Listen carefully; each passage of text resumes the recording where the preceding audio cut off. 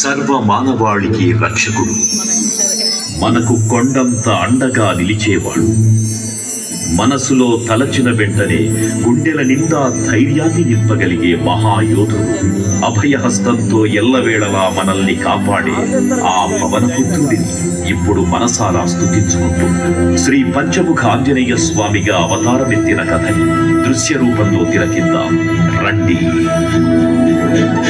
ఆంజనేయం ప్రసన్నాంజనేయం ప్రభాదిత్యకాయం ప్రకీర్తిప్రదాయం భజే బాలగాత్రం భజేహం పవిత్రం భజే సూర్యమిత్రం భజే రుద్రరూపం భజే బ్రహ్మతేజం. అది రామాయణ మహాయుద్ధం భీకరంగా సాగుతున్న తరుణం. శ్రీరామచంద్రుని సారథ్యంలో వానర సైన్యంతో విజృంభిస్తూ లక్ష్మణస్వామి తనతో పోరాటం చేస్తున్న రావణుడి కుమారుడు ఇంద్రజిత్ తలని బాణంతో ఒక్క వేటుతో వేరు చేశాడు. ఇంద్రజిత్ మరణ వార్త విన్న రావణుడు ఆవేశంతో ఊగిపోయాడు. ప్రతీకారం కోసం పాతాళ లోకాధిపతి తన సోదరుడు అయినటువంటి మహిరావణుడి సహకారం కోరాడు. సాయంత్రమీ నామ సంకీర్తనలు చేసి నీ రూపు వర్ణించి నీ మీద నేదండకం ప్రకటించేయ నీ మూర్తి గావించి నీ సుందరం పెంచి నీ దాసదాసుండనై రామభక్తుండనై నిన్ను నే గొల్చెదన్. నీ కటాక్షంబునన్ చూచితే వేడుకలు చేసితే నా మొరాలించితే నన్ను రక్షించితే.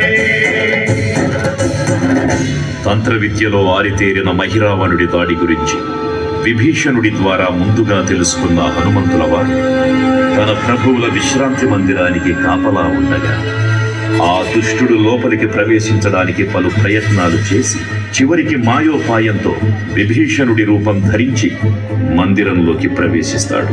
నిద్రిస్తున్న రామలక్ష్మణులను అపహరించి పాతాళ లోకానికి తీసుకుని పోతాడు. అంజనాదేవి గర్భాన్వయా దేవ నిన్నెంత వాడన్ దయాశాలివై సూచియుందాతవై కదన్ నిల్చియున్ తొల్లి సుగ్రీవకున్ మంత్రివై స్వామి కార్యార్థమై ఏగి శ్రీరామ సౌమిత్రులను చూచి వారిని విచారించి సర్వేసు పూజించి ఎవ్వారు చంపంటు గావించి వాలిని సంపించి కాకు సతిలకుంటు పాదులకి వీక్షించి కిష్కింధకే తెంచి శ్రీరామ కార్యార్థమై లంకకే తెంచియున్ కాల్చియున్ యప్పూమి చుంచూచి ఆనందము పొంగి ఆయుంగరం బిచ్చి ఆ రత్నముందెచ్చి శ్రీరామగున్నిచ్చి సంతోషముం చేసి. తన ప్రభువులను కాపాడుకోవడానికి వాయువేగంతో పాతాళ లోకానికి చేరుకున్న ఆంజనేయ స్వామికి సగం మొసలి సగం వానర రూపంలో ఉన్న వింత జీవి ముఖద్వారం వద్ద కాపలా కాస్తూ కనిపిస్తుంది. ఆ జీవి మకరధ్వజుడు అనే తన పుత్రుడు.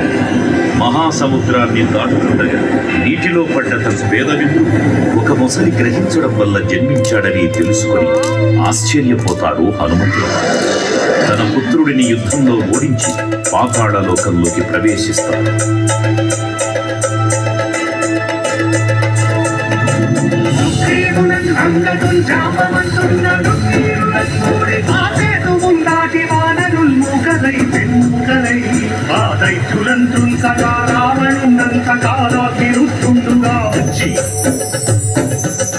బ్రహ్మాండమైనట్టి ఆ శక్తిని వైచి ఆ లక్ష్మణు మూసనుందింపగానప్పుడే నీవు సంజీవిని తెచ్చి సౌమిత్రికి నిచ్చి ప్రాణంబు రక్షింపగా కుంభకర్ణాదులన్ వీరులంబోల శ్రీరామ బాణాగ్ని వారందరిన్ రావణుం సంపగానంత లోకం పురారంగమయ్యుండ నవ్వేళనం విభీషణు వేడుకంతోడు కన్వచ్చి పట్టాభిషేకంబు చేయించి సీతామహాదేవిని తెచ్చి శ్రీరామునిచ్చి అంతన్నయోధ్యాపురించొచ్చి పట్టాభిషేకంబు సంరంభమయ్యున్నా.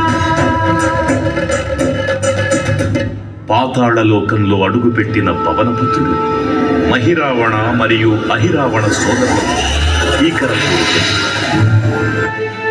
5 దిక్కులలో ఉన్న 5 దీపాలను ఒకేసారి ఆర్పడం ద్వారా మాత్రమే వారి మరణం సంభవిస్తుందని చెప్పగా అప్పుడు మహాబలి 5 ముఖాల ధారణ చేసి పంచముఖ ఆంజనేయునిగా అవతరించి ఏకకాలంలో 5 దీపాలను ఆర్పివేసి ఆ దుష్ట సోదరులను తుదముట్టిస్తారు.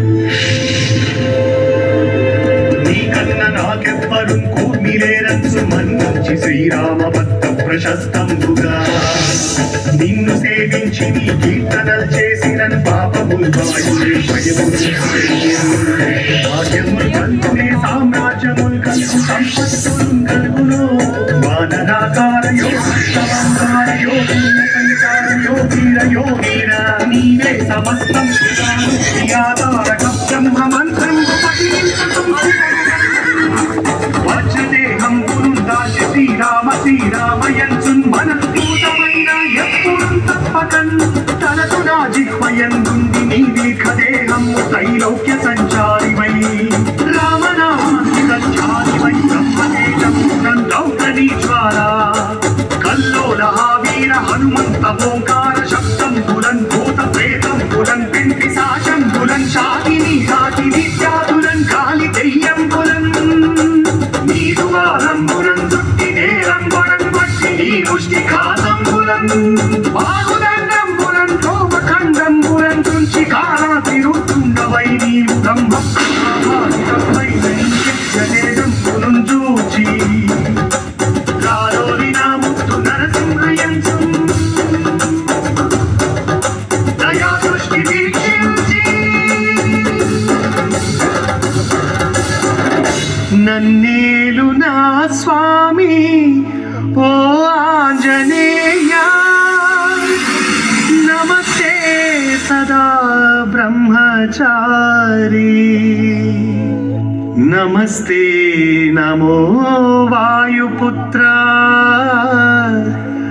నమస్తే